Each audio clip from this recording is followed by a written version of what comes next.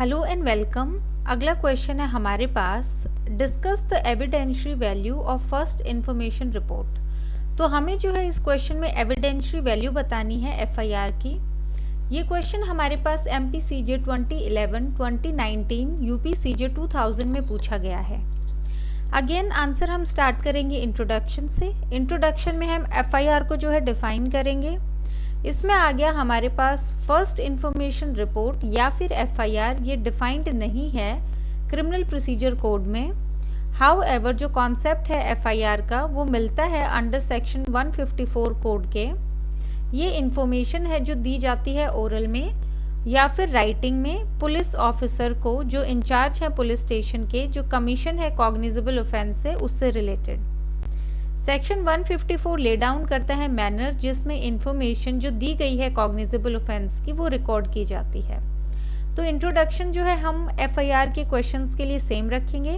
हर एक क्वेश्चन में हम जो है एफआईआर को एक्सप्लेन करेंगे। सेकंड आ गया हमारे पास ऑब्जेक्ट और इम्पोर्टेंस क्या है एफआईआर की। जो फर्स्ट इंफॉर्मेशन रिपोर्ट है वो इंफॉर्मेशन है जो रिलेट करती है कमीशन ऑफ कॉग्निजेबल ऑफेंस से, जो कि फर्स्ट है इन पॉइंट ऑफ टाइम और जिसकी स्ट्रेंथ पे या जिसके बेसिस पे इन्वेस्टिगेशन जो है ऑफेंस में वो कमेंस की जाती है। एफआईआर के फॉलोइंग ऑब्जेक्ट्स हैं।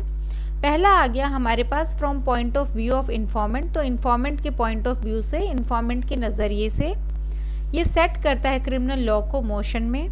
दूसरा आ गया हमारे पास इन्वेस्टिगेशन एजेंसी के नज़रिए से, ये ऑब्टेन करने के लिए इंफॉर्मेशन जो अलेज्ड क्रिमिनल एक्टिविटी है ताकि सूटेबल स्टेप्स लिए जा सके ट्रेस करने के लिए या बुक करने के लिए गिल्टी को।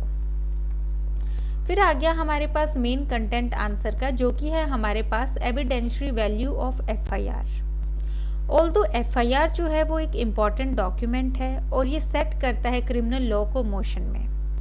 एफआईआर जो है वो फर्स्ट इंफॉर्मेशन है अकरेंस की, जो हुआ है या फिर ट्रांजैक्शन की पॉइंट ऑफ टाइम में, समय के हिसाब से सबसे पहली जो इंफॉर्मेशन है ये, जो कि पहुंचती है अथॉरिटी तक जो कॉम्पिटेंट है इन्वेस्टिगेट करने के लिए केस को। ये कोई इंसाइक्लोपीडिया नहीं है इंटायर केस का, और ये जो है सब्सटेंटिव पीस ऑफ एविडेंस नहीं है। देयरफॉर एविडेंस जो है फैक्ट्स का रिकॉर्डेड इन इट, तो ये जो है वो नहीं है। अच्छा, एक और चीज़ है यहाँ पे, ये वाली जो लाइन है हमारे पास कि it is not an encyclopedia of the entire case, बहुत बार आपको जो है स्टेटमेंट फॉर्म में भी पूछा जाता है कि एफआईआर जो है is an encyclopedia of the entire case comment, तो वहाँ पे भी जो है आपको एविडेंशियरी वैल्यू एक्सप्लेन करनी है। फिर आ गया हमारे पास केस लो। केस लो में आ गया हमारे पास Aghnoo Nagesia versus state of Bihar 1966 supreme court. इसमें हेल्ड किया गया है कि एफआईआर यूज़ की जाती है कोरोबरेट करने के लिए इंफॉर्मेशन अंडर सेक्शन 157 जो है इंडियन एविडेंस एक्ट का, एविडेंस एक्ट में, या फिर कॉन्ट्राडिक्ट करने के लिए सेक्शन 145 जो है एविडेंस एक्ट का, अगर इन्फॉर्मेंट को विटनेस के तौर पे बुलाया जाता है जो ट्रायल के टाइम पे। फिर आ गया इन view of section 145 of evidence act, section 145 जो है एविडेंस एक्ट का कॉन्ट्राडिक्शन का, उसको ध्यान में रखते हुए एफआईआर जो है वो यूज़ की जा सकती है क्रॉस एग्जामिनेशन के लिए इन्फॉर्मेंट की, और या फिर उसको जो है कॉन्ट्राडिक्ट करने के लिए। अगर हम कंसिडर करते हैं सेक्शन 157 और सेक्शन 145 जो है एविडेंस एक्ट का, ये डिड्यूस किया जा सकता है कि जो एफआईआर है वो यूज़ नहीं किया जा सकता है किस पर्पस के लिए, कोरोबरेट करने के लिए या कॉन्ट्रडिक्ट करने के लिए किसी भी विटनेस को अदर देन वो जो रजिस्टर कर रहा है एफआईआर। तो बेसिकली यहाँ पे जो इन्फॉर्मेंट है सिर्फ उसके कॉन्ट्रडिक्शन और जो हमारे पास कोरोबरेशन के लिए यूज़ की जा सकती है एफआईआर, और किसी पर्पस के लिए या और किसी विटनेस के लिए जो है ये यूज़ नहीं की जा सकती है। फिर आ गया हमारे पास एफआईआर बाय अक्यूज्ड। अगर एफआईआर दी जाती है खुद अक्यूज्ड के द्वारा, देन वो जो है दो तरीके की हो सकती है, कन्फेशनल हो सकती है, नॉन कन्फेशनल हो सकती है। पहला आ गया हमारे पास कन्फेशनल एफआईआर। अगर एफआईआर जो है वो कन्फेशनल है नेचर में, तो ये प्रूव नहीं की जा सकती है अगेंस्ट द अक्यूज्ड इन्फॉर्मेंट, जिस अक्यूज ने इन्फॉर्मेशन दी है, एज ये हिट की जाएगी सेक्शन 25 के द्वारा जो इंडियन एविडेंस एक्ट का है। तो सेक्शन 25 जो है इंडियन एविडेंस एक्ट का, वो बताता है हमें कि कोई भी इंफॉर्मेशन जो दी जाती है पुलिस ऑफिसर को, वो किसी भी पर्पस के लिए जो है यूज़ नहीं की जा सकती या फिर वो जो है एडमिसिबल नहीं होती है। तो कन्फेशनल एफआईआर जो है वो कहीं भी प्रूव नहीं की जा सकती है। फिर आ गया नॉन कन्फेशनल एफआईआर। अगर एफआईआर जो है वो नॉन कन्फेशनल है नेचर में, तो ये एडमिसिबल होगी एविडेंस में under section 21 of Indian evidence act. तो सेक्शन 121 जो है इंडियन एविडेंस एक्ट का, उसमें क्या होता है कि जहाँ पे एडमिशंस जो हैं अपने अगेंस्ट दिए जाते हैं या फिर डिड्यूस की जाती है उससे कोई इन्फॉर्मेशन, वहाँ यूज़ किया जा सकता है। फिर आ गया शो करने के लिए जो कंडक्ट है under section 8 of evidence act. Accused का कंडक्ट जो है वो जो है यहाँ से पता किया जा सकता है। कुछ केसेस में ये यूज़ की जा सकती है एज डाइंग डेक्लेरेशन। अगर इन्फॉर्मेंट की डेथ हो जाती है by virtue of section 32 of Indian evidence act, तो ये डाइंग डेक्लेरेशन के तरीके से भी यूज़ की जा सकती है, या फिर जो है सेक्शन 8 जो है एविडेंस का शो करने के लिए इन्फॉर्मेंट का कंडक्ट, तो अगेन अगर उसकी डेथ हो जाती है तो सेक्शन 8 के लिए भी यूज़ की जा सकती है। फिर आ गया कौन से फैक्टर्स अफेक्ट कर रहे हैं एविडेंशियरी वैल्यू को। पहला आ गया प्रॉम्प्ट फाइलिंग। अगर तुरंत के तुरंत ही अगर एफआईआर फाइल करवा दी गई है, तो प्रॉम्प्ट फाइलिंग जो है एफआईआर की, वो एक फैक्टर है जो इन्हेंस करती है उसकी क्रेडिबिलिटी, मतलब उसकी क्रेडिबिलिटी इंक्रीज करती है। फिर आ गया डिटेल्ड कंटेंट। एक एफआईआर जो है जो डिटेल्ड होती है और एक्यूरेट इन्फॉर्मेशन देती है, वो कंसिडर की जाएगी ज़्यादा क्रेडिबल। फिर आ गया अलाइनमेंट विद अदर एविडेंस, दूसरे एविडेंसेस के साथ उसका अलाइनमेंट। तो एफआईआर का जो कंटेंट है वो अलाइन करेगा दूसरे एविडेंस के साथ जो प्रेजेंट किया जाता है केस में। तो ये जो 3 फैक्टर्स हैं हमारे पास, ये अफेक्ट करेंगे एफआईआर की एविडेंशियरी वैल्यू और उसकी क्रेडिबिलिटी। फिर आ गया कंक्लूजन हमारे पास। इसमें आ गया असरटेन करने के बाद प्रोविजन को ये अज्यूम किया जा सकता है कि एफआईआर जो है वो एक इम्पॉर्टेंट रिपोर्ट है और ये ड्यूटी रिकॉर्ड, अगर ये ड्यूली, यहाँ पे ड्यूटी नहीं होगा, यहाँ पे ड्यूली होगा, और अगर ड्यूली रिकॉर्ड की गई है तो ये प्रोवाइड करती है वैल्यूएबल एविडेंस। नाउ ये इजीली कंसिडर किया जा सकता है कि इम्पॉर्टेंट और वैल्यूएबल पीस ऑफ एविडेंस है किसी भी ट्रायल में, ईदर किस पर्पस के लिए, कोरोबोरेट करने के लिए एविडेंस को या कॉन्ट्रडिक्ट करने के लिए विटनेस को।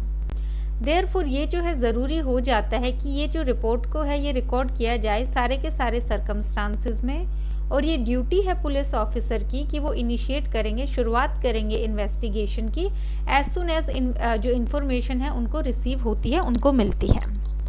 तो कंक्लूजन में बेसिकली हमने जो अभी तक पढ़ा है उसका जो है जिस्ट लिख दिया है कि इम्पॉर्टेंट एविडेंस है, वैल्यूएबल है, हमारे पास कोरोबोरेशन के लिए और कॉन्ट्रडिक्शन के लिए यूज़ होता है, और ये जो है रिकॉर्ड किया जा सकता है सारे सर्कमस्टांसेस में, और पुलिस ऑफिसर की ड्यूटी है उसको जो है रिसीव करना। थोड़ा सा कंक्लूजन को लिखते हुए आप एक चीज़ ध्यान रखेंगे कि जिस भी टॉपिक का या कॉन्सेप्ट का आप कंक्लूजन लिख रहे हैं, आप ट्राई कीजिए कि उसको जो है पॉजिटिव नोट पे ही लिखें, कि जैसे इसमें एविडेंशियरी वैल्यू या यूज़ जो है एफआईआर का वो हमने बताया है। हमने यहाँ पे एक बार भी ये मेंशन नहीं किया है कि ये सब्सटेंटिव एविडेंस नहीं है या फिर सिर्फ कोरोबोरेशन कॉन्ट्राडिक्शन के लिए है। इसमें हमने इम्पॉर्टेंट, वैल्यूएबल पीस, ऐसे जो वर्ड्स हैं, जो पॉजिटिव और अफर्मेटिव वर्ड्स हैं, वो हमने यूज़ किए हैं। तो आप भी ट्राई कीजिए कि कंक्लूजन जो है वो हमेशा पॉजिटिव नोट पे ही रखें। बाकी जो है इस क्वेश्चन में 2-3 बातें ध्यान रखने वाली हैं। पहला यही कि 10-15 मार्कर के हिसाब से है, एग्जैक्टली बोले तो 15 और 20 मार्कर के हिसाब से है। अगर 10 मार्कर में आपका क्वेश्चन आता है तो आप जो इंट्रो में हमने किया है जो कि एफआईआर को एक्सप्लेन करना, वो आप जो है सिर्फ 2 लाइन में करेंगे। ऑब्जेक्ट आप स्किप कर सकते हैं। उसके बाद जो है एविडेंशियरी वैल्यू का जो इंट्रो है हमारे पास, वो आप पक्का लिखेंगे।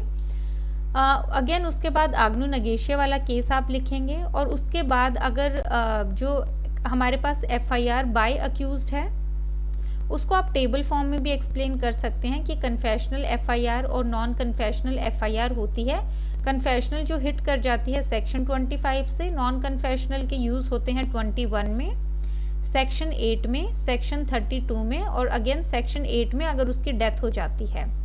तो आप जो है 4 पॉइंट्स ऐसे नीचे एक्सप्लेन कर सकते हैं। आप जो है फैक्टर्स भी जो बता सकते हैं, कौन कौन से फैक्टर्स जो हैं उसको अफेक्ट करते हैं। जो 3 फैक्टर्स हमने करे हैं, लेकिन ज़्यादा अगर लेंथ जा रही है क्वेश्चन की 5 या 10 मार्कर में, तो आप फैक्टर्स भी स्किप कर सकते हैं।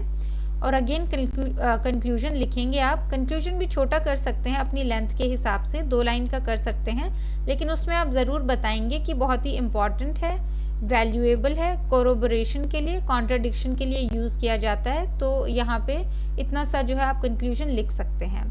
तो डिपेंडिंग अपॉन द मार्क्स आपको जो है क्वेश्चन की लेंथ इंक्रीज़ करनी है या फिर डिक्रीज़ करनी है, बट थोड़ा क्रिएटिव तरीके से आप जो है क्वेश्चन की लेंथ इंक्रीज़ और डिक्रीज़ करेंगे। आप ऐसा बिल्कुल नहीं करेंगे कि आपने इंट्रो में जो है FIR एक्सप्लेन कर दिया है, उसके बाद ऑब्जेक्ट भी आपने लिख दिया है, लेकिन फिर आपको ध्यान है आ रहा है कि ये सिर्फ 10 मार्कर है तो हमें सिर्फ 2 शीट्स भरनी है, और आप जो एविडेंशियरी वैल्यू का इंट्रो है वो स्किप कर रहे हैं। तो जो हमने लेंथ इंक्रीज करने के लिए मटेरियल यूज़ किया है, आप हमेशा उसको कट डाउन करेंगे, और जो भी मेन कंटेंट है क्वेश्चन का आप ट्राई कीजिए वो पूरा का पूरा वहाँ पे मेंशन करें।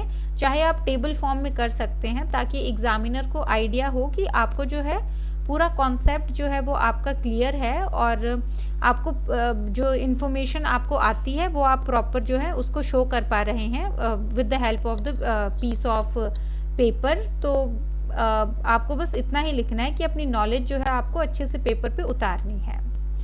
बाकी जो है इस क्वेश्चन में हमने सब कुछ इंक्लूड कर लिया है। So thank you.